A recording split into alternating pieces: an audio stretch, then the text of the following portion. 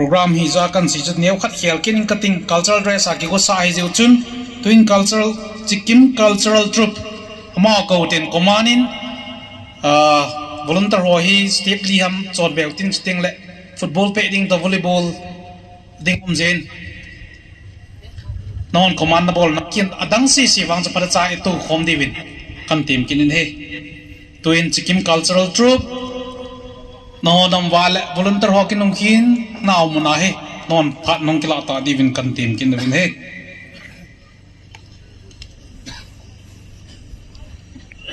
diu hin koi ma chan ne loi ki le lo diu